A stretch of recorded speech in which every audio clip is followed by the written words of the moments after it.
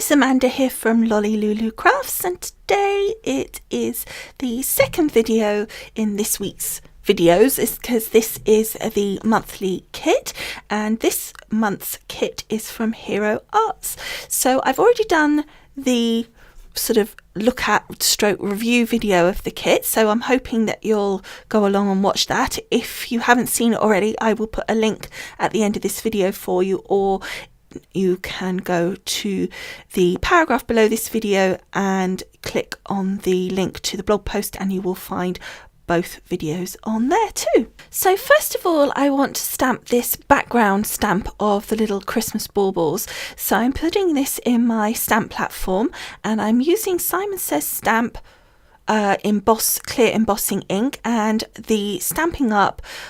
Whisper White thick cardstock, because I want a heavier cardstock, because this is actually going to be an advent calendar. This is the project that was suggested in the kit, and obviously I'm going to make it a little bit different insofar as I'm going to do a little bit more with it than perhaps it's the basic that they tell you about in the kit, but I thought it would be fun to use that as a kind of starting point. So once that's all stamped, I'm going to take it out of the stamp platform, and I'm going to add my embossing powder. I'm using the gold that came in the kit, and I've got 2 bits of paper, so I can just tip it straight on and don't have to worry about putting it back into the pot, because I don't want the ink to dry. And I'm doing 2 colours. I'm doing it kind of random, so I put the gold on, just kind of a couple of bits of gold, and then I'm using this Cosmic Shimmer Arctic Luster colour, and I'm then putting that over the rest of it.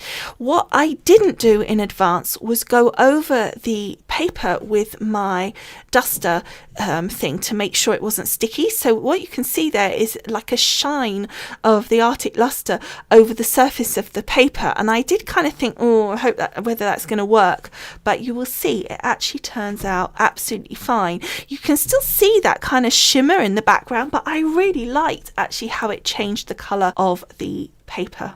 So next we want to use the die to die cut the little baubles. These will actually create the windows of our advent calendar. It's not going to cut them out completely as a whole bauble. It's literally going to cut them all around the shape, and then at the top of it, it's creating like an embossed hinge. So it's creating that little window into a bauble, which is great. So next I'm cutting the piece of card that I want for the inside of my advent calendar, and I'm going a bit bigger than the actual original advent calendar die, using my double pierced rectangles, the largest one by Sue Wilson, and some Pool Party card by Stampin' Up!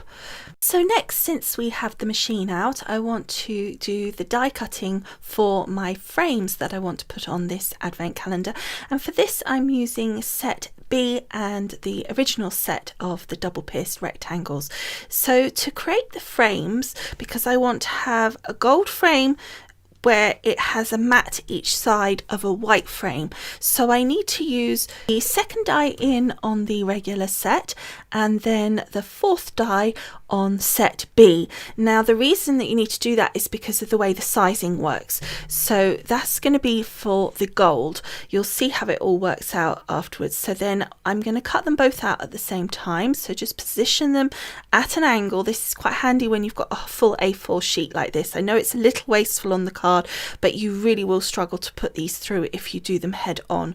So just position them, tape them down, and then pop them through the machine to cut your frame. So now for our white frame. Now this is going to sit inside the gold. So if we do exactly the same dies but on the opposite set, so it's the second die in but on B set this time, and the 4th die in on the regular set, and you're going to get it perfectly matted. So as a final bit of die cutting with my platinum machine, I've taken the largest die from the Noble double pierced rectangles and a piece of the Whisper White cardstock, and I'm just cutting that out to make a back piece for my advent calendar. So cutting out some decorative elements, I'm going to use my Sizzix because this has the magnetic platform, and I'm using these Sue Wilson dies. This is the Merry Christmas stack die and the festive bells. So I'm going to cut out this Happy Christmas using this pool party cardstock, and I'm going to cut this out 3 or 4 times, and I'm then going to put them together to create almost like a chipboard type sentiment because of the thickness that you create by sticking those together. So next we're going to cut out the bells. Now we've got 2 dies for the bells, an outside die and then an inner die. So for the outside on its own, I'm going to cut it out using the pool party, and then the 2 together I'm going to cut out on this lovely gold that we used before for the frame. So now we're into the stamping for the inside of our little windows of our advent calendar using the stamp set that came in the kit. So I've centralized the die and I'm using that as my guide for my little stamps so I can make sure that they're positioned correctly, because you want to make sure they're behind the windows when you obviously open them. And at the moment I'm stamping through the die onto my cardstock, and I'm just using a selection of the inks that you saw at the beginning of the video, or of course you can go to my blog post and you'll see a list of all the products used. Now you'll see I've done a few of these now, but what I discovered was as the little holes got smaller and the actual stamps would technically fit, but in order to stamp them, just the actual die was getting in the way. So what I'm doing now is lightly just drawing around the apertures of the little baubles, and then I'm going to remove my die and I'm just going to stamp straight onto the card, but using the pencil marks as my guide, and then obviously I can erase those pencil marks once the stamping is completed. Next, because I did this on a larger piece of card, in order to ensure that my windows line up with my background stamping, I need to mark where the edge of the top piece that we've cut with the windows etc needs to sit. So I just took the die and pencil marked on the 4 sides, and then I can line up my top piece with those pencil marks and erase those later, and I'll know for sure then that the little windows when they're opened will have a stamped image behind them. So I decided for my advent calendar I wanted it to have a stand, so it would stand up rather than a piece of ribbon or something to hang it. So on the back piece of card here I've created a triangle with a straight line down the centre and then a angled line a couple of inches off to the right. I'm going to use my blade and cut through the angled piece, and then I'm going to score down the vertical piece. I then stuck the white piece to the back of the stamped blue piece. However, what I failed to take count of beforehand was that if I didn't take a small piece off the bottom of that stand, it actually would not stand up. It would be too upright. So it probably was easier to have done this in advance using your blade. However, you can see I've just created an angle coming out from the inside edge and going higher to the outside edge there. Now I've managed to be able to cut it with my scissors just following the line, and this gives an angle to the stand whereby it will then sit back onto that flat piece, so it will actually stand up beautifully. Look, perfect first time. Next, I'm putting the frame together. I want the white to be flat onto the gold piece, so I'm just using my Cosmic Shimmer glue and I'm sticking that straight down onto the gold there. And what you can now finally see is why I did the dies the way I did, because you can see there's just a nice margin of the gold on the inside and the outside edge of my white frame. When I'm sticking the frame, however, to the blue layer, I do in fact want to raise that up, and so for this I am actually going to use my foam tape, but you could use your pin flare glue gel, or you could even die cut some foam sheets.